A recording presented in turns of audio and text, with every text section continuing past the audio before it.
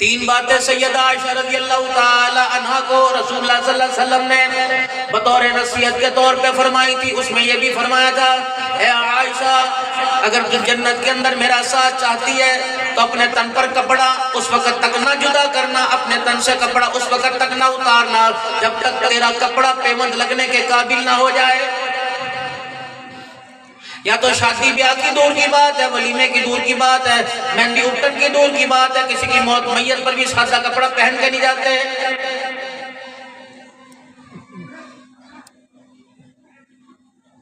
رومال بھی پھولوں والا لے کے جاویں گی, ایسا رومال میرے عزیزو جو میڈ ان پاکستان نہ ہوگا.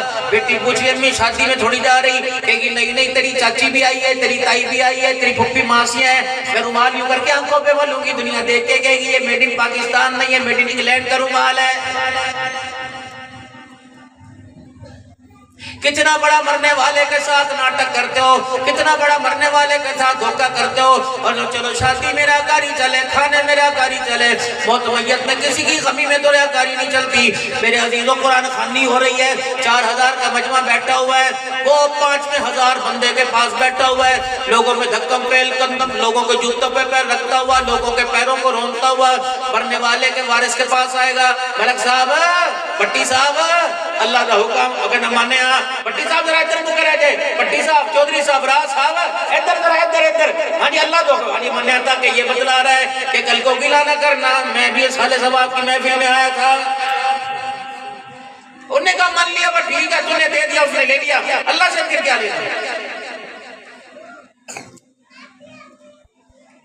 ہر کام کے اندر ہے. لیکن شیخ عبداللہ صاحب مجھے سمجھ نہیں آتی, جامی صاحب سمجھ نہیں آتی, ہر کام کے اندر ریاکاری ہوتی ہے. جب مسجد کے چندے کی باری, انہیں جنہیں چپ کر کے دینا چاہیے, چپ کر کے دینا چاہیے, اتنے بھی تو دکھا ریاکاری جا نہیں کھڑا ہوتا. اے مولویوں نے کون سا کام پکڑ لیا, غلطی کچھ ہماری تھی کچھ تمہاری. تم نے جب تک مانگا نہیں, ہم نے جب تک مانگا نہیں, تم نے دیا کوئی نہیں. بتاؤ بغیر مانگے کون دیتا ہے؟ اگر مانگے نہ تو کہتے ہیں ان کے پاس باہر سے پیسہ آتا ہے. انہوں نے لوڑ کوئی نہیں بھائی, کدے منگیا کدے انہوں نے منگیا, انہوں نے بتھیرے ذرائع نے فلانا بندہ, انہوں نے آکا فلانا بندہ, بے شک وہ چائے پی کے چلا جاتا ہوں. اور دوسری ہمارے سے بہت بڑی غلطی ہوئی, ناراض نہ ہونا, ہمارے سے بڑی غلطی ہوئی. ہم نے رات, سب کی بات نہیں, یہ بہت بڑے اللہ والے بیٹھے, ہم نے رات کے اندھیرے میں اللہ سے مانگنا چھوڑ دیا. اللہ نے دن کے اجالے میں لوگوں کے دروازے کے آگے لا کے کھڑا کر دیا. فرمایا جو بندہ اپنے دل کے اجالے کو اپنے لیے روشن بنانا چاہے, وہ رات کے اندھیروں میں آنکھوں کے آنسوؤں کا چراغ جلا لے. رات کے اندھیرے میں جس کی آنکھوں کے آنسوؤں کا چراغ جل گیا, اللہ اس کے دل کے اندھیرے کو روشن فرما دے گا. یہ تہجد ایسی نماز ہے, اللہ ہم سب کو اپنے سے مانگنے کی توفیق عطا فرمائے. اور یقین جانو, جامی صاحب جیسا با کمال ایک عالم دین, شیخ جیسے اللہ والے, صلاحیتوں والے, کوئی کمی نہیں.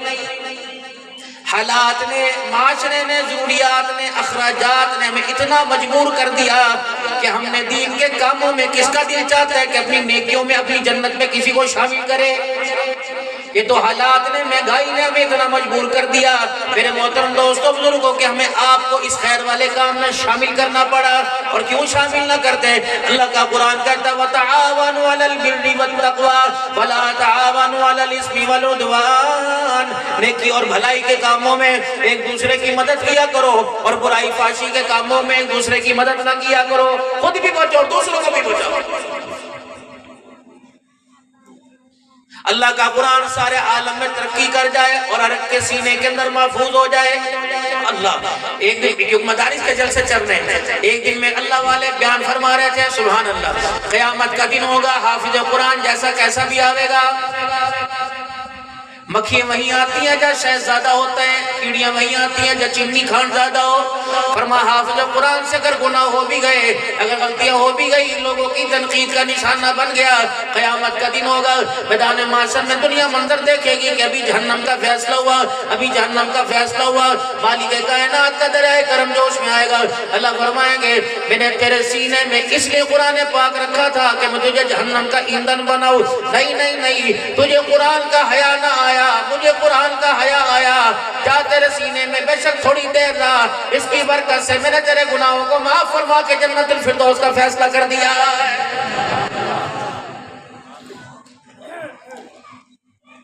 جیسا تیرے میرے واسطے کریم ہے ویسے ہی قرآن پڑھنے والے واسطے کریم ہے۔ قیامت کا دن ہوگا، کچھ لوگ ایسے آئیں گے، میرے عزیزوں فرمایا بندہ غلطی کرے اللہ سے معافی مانگ لے، غلطی کرے اللہ سے معافی مانگ لے۔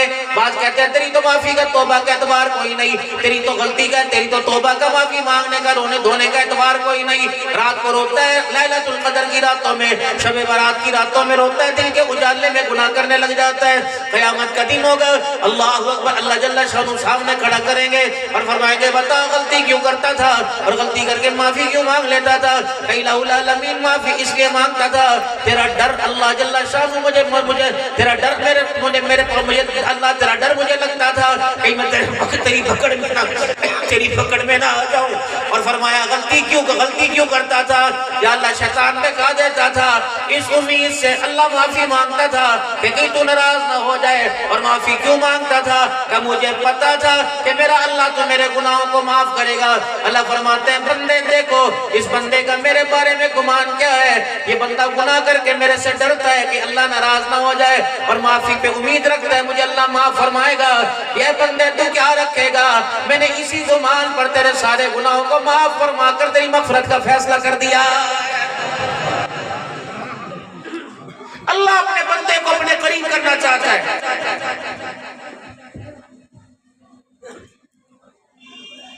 وقت کا حکمران ہو، پاکستان کا وزیر اعظم ہو، میرے محترم دوستوں بزرگوں، 100 روپیہ وزیر اعظم صاحب کو دے دو اپنے قریب کرے گا؟ نہیں نہیں نہیں، یہ تو میرا مالک ہی ہے۔ 5 روپے زمین پر خدا کے بندوں کو دے دو، قرب اس کا مل جائے گا۔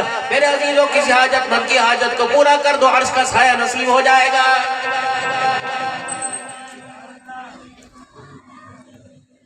اس سے بڑی انسان کی خوشبختی کیا ہوگی؟ قیامت کا دن ہوگا، اے بندے بتا کون سا عمل لے کے آیا؟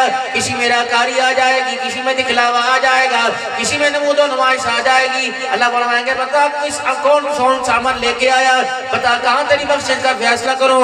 جب نا امیدی اور مایوسی ہو جائے گی، اللہ فرمائیں گے سر اٹھا، میرا تیرے پاس تیرا میرے پاس ایک عمل ہے۔ الہ العالمین وہ کون سا عمل ہے؟ فرمایا صبح کا وقت تھا، غالباً بخاری شریف میں حدیث ہے، فرمایا صبح کا وقت تھا، اپنے گھر سے نکلا، خاردار لکڑی یا تکلیف دینے والی چیز رکاوٹ پہ مسلمانوں کے آمد و رفت میں رکاوٹ والی چیز راستے میں پڑی تھی، بندے کوئی نہیں دیکھ رہا تھا، نیچے تو اوپر میں تھا، تو نے وہ چیز اٹھا کر گلی کے کنارے پہ رکھ دی تاکہ کسی کو تکلیف نہ پہنچے۔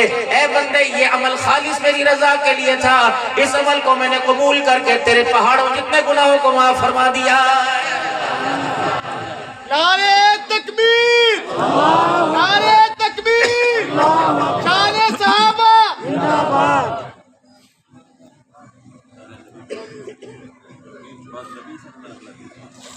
تاج و تخت ختم نبوت،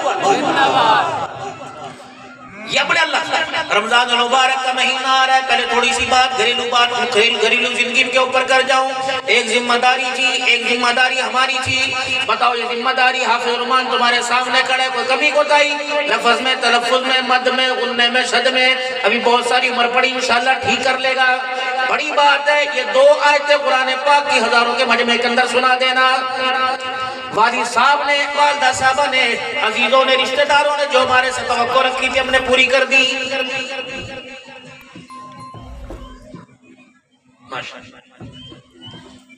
تاجدار ختم نبوت، تاجدار ختم نبوت زندہ باد۔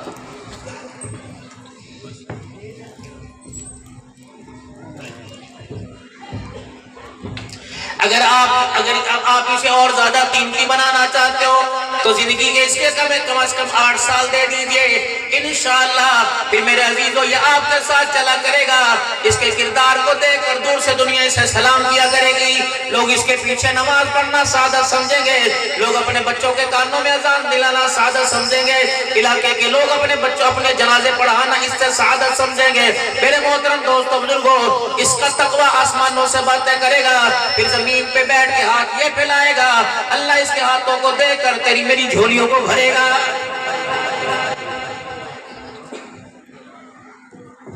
اب اس پر 2 محنتیں ہونے والی ہیں، ایک رحمان کی محنت ہونے والی ہے، ایک شیطان کی محنت ہونے والی ہے۔ شیطان کی محنت ہونے میں سارے سے مشورہ دیں گے، ننیال سے آواز آئے گی، میں نہیں کہتی نانی جان سب سے بڑی بغاوت کرے گی، اور دادی بھی، اماں بھی کہے گی، میں نہیں کہتی نہیں عالم نہیں بنا بھائی، میں تو گناہگار نہیں ہونا چاہتی، تیرے بچے تو جو مرضی کر، بس انہیں میٹرک میں کی تعلیم دے، کم از کم تیری دکان پہ بیٹھ کے حساب کتاب کر سکیں۔ خبردار خبردار میرے عزیزو، کسی کے بہکاوے میں آ کے غلط فیصلہ نہ کرنا، 2 رکعت صلاۃ الحاجت پڑھ کے دامن پھیلا کے اللہ کے آگے بیٹھ جانا، الہ العالمین یہ تیری امانت ہے، کوئی میرے پاس 10,000 رکھوا کر جائے میں بیوی کو ہاتھ لگانے نہیں دیتا، مالک کائنات یہ تو نے مجھے امانت دی، مالک کائنات تیری چیزی تیری مرضی سے استعمال کروں گا، کسی کی مرضی اس پر نہیں سوچوں گا، مسلط نہیں ہونے دوں گا، اللہ میرے دل کے اندر اتار دے میں کیا کروں، سب سے بہتر مشورہ دینے والا میرا اللہ ہے۔ Abdur Rahman studio YouTube channel please subscribe.